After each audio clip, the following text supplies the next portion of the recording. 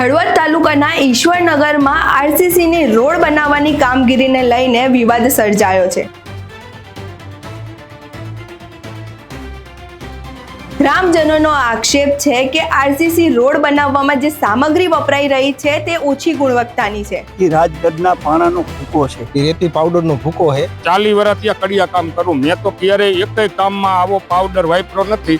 સરપંચ સભ્ય આ વોર્ડના કાઉન્સિલર જે હોય હવે આવી રેતી નાખે તો કોઈને દેખાતું નહીં હોય। આ પાવડર વાપરે એટલે રોડ 15 દી નો રહે।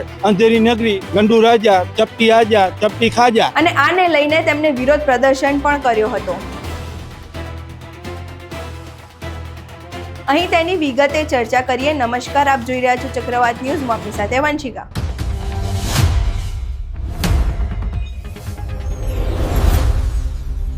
ગ્રામજનોનો આક્ષેપ છે કે આરસીસી રોડ જે બની રહ્યો છે તેમાં ઓછી ગુણવત્તાની સામગ્રી વપરાતી હોય તેવું લાગી રહ્યું છે। સારી ગુણવત્તાની રેતીને બદલે પથ્થરનો ભૂક્કો વપરાઈ રહ્યો હોય તેવા પણ આક્ષેપો ગ્રામજનો લગાવી રહ્યા છે। આ સાથે જ ગ્રામજનોએ વિરોધ પણ કર્યો હતો અને જ્યારે તે અધિકારીને પૂછવા જાય છે કે આ ઓછી ગુણવત્તાની સામગ્રી અહીંયા કેમ વપરાઈ રહી છે તો અધિકારી કહે છે કે હજુ રોડની કામગીરી શરૂ થઈ નથી। તો સવાલ એ ઊભો થાય છે કે જો હજુ પણ રોડની કામગીરી શરૂ નથી થઈ તો આ ઓછી ગુણવત્તાનો સામગ્રી અહીંયા આવી ક્યાંથી? અહીં સાંભળીએ ગ્રામજનો શું કહી રહ્યા છે। ચરડવા તાલુકો હળવદ, જિલ્લો મોરબી। આ ઈશ્વરનગરનો રોડનું કામ આપેલું છે, એમાં રેતી નથી, રાજગઢના પાણાનો ભૂકો છે। આ નો ચાલે, બરોબર। ગામ લોકોએ વિરોધ કર્યો, અમે કીધું આ ચાલશે નહીં, તમે કામ આનેથી ચાલુ ન કરતા, સારી રેતી લાવી અને કામ વાપરે, ઘડીક ત્યાં રોડ ન થાય। 15 વર્ષે એકવાર રોડ બને। આ મેન રોડ હે ઈશ્વરનગર થી ચરાડવાનો, અહીંયા 20-25 ટનના ટરબા હાલે, રેતીના તૂટી જાય રોડ, આવું હાલે ઉડાણ જેવું હાવ ભૂકો જ છે, નકરો ધૂળનો, બરોબર। એટલે મારી એવી આગ્રહ, ગામજનોની એવી અમારી આગ્રહ છે કે સારું વાપરે, આવું ન ચાલે। આની કોઈ ચરાડવાથી ઈશ્વરનગર જે રોડ બને છે, આરસીસી રોડ બનવાનો છે, એમાં જે રેતી નાખે છે ને એ રેતી પાવડરનો ભૂકો છે અને એક ફેરો સારી રેતી પણ પડી છે।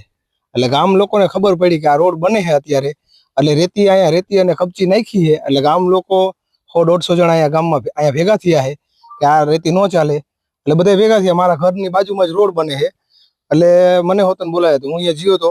અને રેતી એટલે કહેવાય કે ધૂળ જેવી છે, સિમેન્ટ આયરે કદાચ 15-20 દીમાં સિમેન્ટમાં મિક્સ કરે ને તો એમાં ખારના ભેજના કારણે એ રેતી છે ને એમાંથી સિમેન્ટ જુદો પડી જાય। એટલે ટૂંકમાં 6 મહિના એ રોડ રહે નહીં, તૂટી જાય। અને રેતી છે એ સારી છે, એક ફેરો રેતી સારી છે, એ માયલી રેતી હોવી જોઈએ। હું ચરાડવાનો રહેવાસી, ઈશ્વરનગર રોડના કાંઠે જ હું રહું છું। આ ત્યારે અમારા રોડનું કામ વર્ષોથી અમે રોડ કરતા હતા, અત્યારે માન પાસ થયો તો આ રોડમાં અત્યારે રેતી લાયા નહીં, રેતી નથી। જે ઓલા ગળદા કાપે એ પાવડરનો ભૂકો છે। હું 40 વર્ષથી કડિયા કામ કરું, મેં તો ક્યારેય એકય કામમાં આવો પાવડર વાપર્યો નથી। આ પાવડર વાપરે એટલે રોડ 15 દી નો રહે, 15 દીમાં રોડ તૂટી જાય।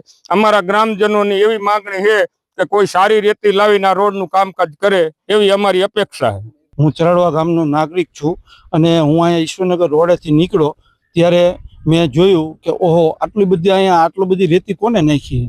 જ્યારે હું અહીંયા આવ્યો ત્યારે મને ખબર પડી કે આ તો ચરાડવા ઈશ્વરનગર રોડ જે રહ્યો આ એનું કામ ચાલુ છે। તો આ રોડની અંદર જો આ કામ આવી રીતે ચાલુ હોય, સરપંચ સભ્ય આ વોર્ડના કાઉન્સિલર જે હોય હવે આવી રેતી નાખે તો કોઈને દેખાતું નહીં હોય। અંધેરી નગરી, ગંડુ રાજા, ચપટી આજા, ચપટી ખાજા, જો આવી નાખે તો આ માણસો, આ જે સમાજ રહ્યો આ સમાજ તો સવારે વાડીએ વ્યા જાય, હાંજે આવે તો પાછો રોડ તૂટી ગયેલો જોઈએ। એટલે આ જરાક આની બાજુ નજર કરો, કોઈ પણ સત્તાધીશ હોય એને, કે આવો રીતનો જો તમે રોડ બનાવશો તો કોઈ પણ માણસ છે એક નાનકડું ધાબુ ભરવું હોય ને તોય વર્ષો વ્યા જાય। તો આ તો 200 મીટર કે 500 મીટર લાંબો રોડ બનાવવાનો હોય તો આની અંદર ખટારો હાલે ત્યારે શું સમજવાનું? આ કપચી કે રેતી, કપચી રહી એ તો ચાલે, પણ આ તો એક પાણાનો દરેલો ભૂકો છે કે આવી રીતે ચશ્મા પહેરાવી અને જો હાવ કામ કરવું હોય તો આના કરતા તો ન કરી સારું। પાણી ભરાય અને અંદરથી બચારા હરવે હાલ્યા જાય। જય હિન્દ, જય ભારત, અસ્તુ। ગ્રામજનોએ સમગ્ર મામલે તપાસ હાથ ધરવાની માંગ કરી છે અને સાથે જ સારી ગુણવત્તાની સામગ્રી વપરાય તેની પણ માંગ કરવામાં આવી રહી છે। અહીં તમે આખી ઘટના સાંભળી, આ ઘટના વિશે તમારું શું મંતવ્ય છે અમને કમેન્ટ બોક્સમાં જરૂરથી જણાવજો। અમારો વિડીયો પસંદ આવ્યો હોય તો વિડીયોને લાઇક કરો, શેર કરો અને સબસ્ક્રાઇબ કરવાનું ભૂલશો નહીં. નમસ્કાર.